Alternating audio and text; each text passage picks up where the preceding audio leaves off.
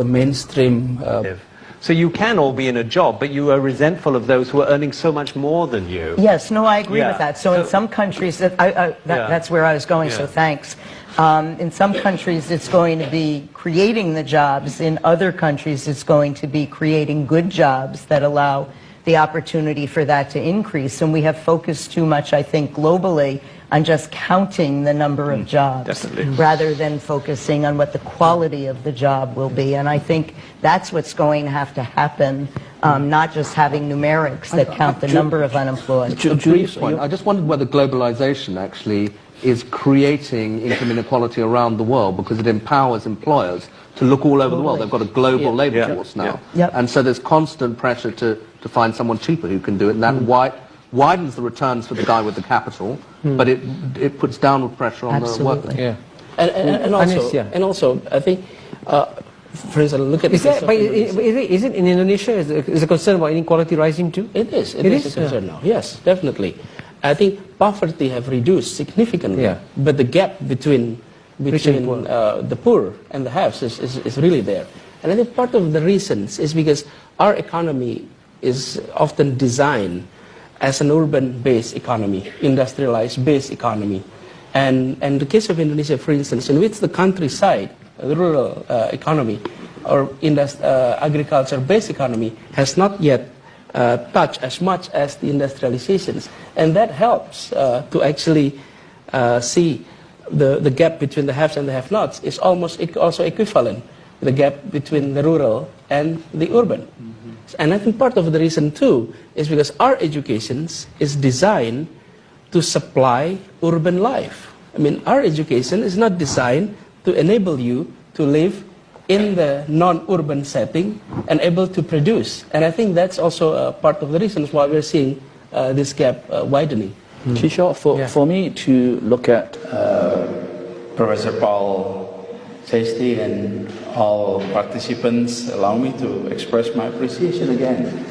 Thank you for having me after my first visit last May. And it was indeed one of the most memorable visits to a university. This is one of the oldest, and it was a very brief visit. So we planned to do a second one, and we thought by the time I completed my term as governor, we will have more time. That's what we thought. Apparently, that's not the case. And this is my second, and I truly appreciate the invitations, not only to the university, but also the invitation to serve as one of the board members for the Institute for ASEAN Studies here at Oxford University. So it is indeed a privilege and honor to serve. I look forward for that, and I'm very much hopeful that the institutes will provide more appetite to the world to pay more attention to Southeast Asia. And as we know, Southeast Asia is one of the most peaceful region in the past 50 years. Is former governor of Jakarta, Anies Baswedan, and it's a delight to welcome him into the studio. Thank you very much for coming in. Thank you for inviting, Beverly. Lovely to meet you. Now tell me, you've met with the Foreign Minister Penny Wong and also the RBA Governor Philip Lowe. I think every Australian wants to meet with him at the moment with these rising interest rates. It is a sign that our government is taking you very seriously and your potential presidential bid. What was important about you? What did you feel was important about coming here and meeting with someone like Penny Wong, someone like Philip Lowe? Yes, indeed. I'm delighted with the invite from the Australian government to visit. And we both were neighbors, and we'll always be neighbor. And we had worked closely on many issues.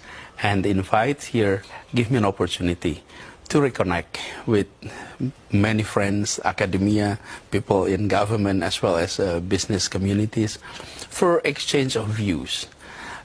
We said... Assalamualaikum warahmatullahi wabarakatuh. Good evening, good morning, everyone. The Honorable UN Secretary General, Mr. Antonio Guterres, fellow governors and mayors, ladies and gentlemen.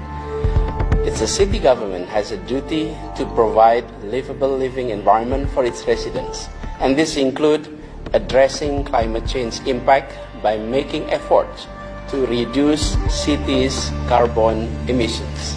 Cities globally have done so by putting in place commitments and resources in establishing climate action plan and delivering actions in transportation strategies, building codes, promoting clean energy, and many, many more.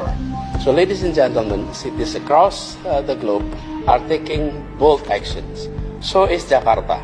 Jakarta commits to be a climate resilient city, and at the moment, Jakarta is moving from car-oriented development to transit-oriented development. And Jakarta is leading in sustainable transportation and mobility transportations, and we would like to continue even further. So in these occasions, ladies and gentlemen, allow me to propose the assistance that cities needs from the UN. The UN may have a big role for supporting cities across the globe. First of all, the UN could encourage countries to acknowledge the achievements of climate actions at the city level, and that need to be calculated as part of national determined contributions of climate actions. Secondly, within the United Nations capacity, the organizations could lend a hand to foster vertical and horizontal integrations at actions and at policy levels. Lastly, toward the COP26, the United Nations could also support countries to defensive architecture and financing structure to translate the benefit that are obtained by national government in the global forum to be executed at the local level. Thank you very much. If I may interrupt, I just would like to say that we are fully on board with your suggestions. We'll do our best with our agencies and country teams to fully support your perspective and in our global advocacy with governments to do exactly what you ask us to do in relation to your own governments. Thank you very much. In terms of planning for the future, you belong to a country with a big population, with a growing population, and a huge proportion of young people who are going to be really impacted by these changes. Thank you. I think that the challenge that we have in Indonesia is also perhaps similar to many developing countries across the globe. Preparing our youth, preparing our next generations to be part of the fourth industrial revolution's era. And for that, look at our profile or our pictures today. I said yesterday, the phenomenon that we are facing. Our students were 21st century students. Our teachers were 20th century teachers. And our classroom is 19th century classrooms. And this is perhaps a phenomenon that is being faced across the globe. And I think to improve this, or to tackle these gaps, government need to focus on empowering stakeholders. In our case, stakeholders of education. And the key stakeholders of education are parents and teachers. These are two agents that is often overlooked whenever we're talking about If I pick this ayat, the ayat says, وَإِذَا تَبَسَّمَ مِنْ حَبْلِ مِنْ أَنْ مِثْلِ حَبِّ الْغَمَامِ وَإِذَا تَبَسَّمَ أَنْ مِثْلِ حَبِّ الْغَمَامِ. You want to know the description, the ayah, the meaning? I give you in Malay. Apabila beliau tersenyum, senyumnya sejuk, butiran embun. Dan bila beliau berbicara, seakan mutiara Berjatuhan dari ucapan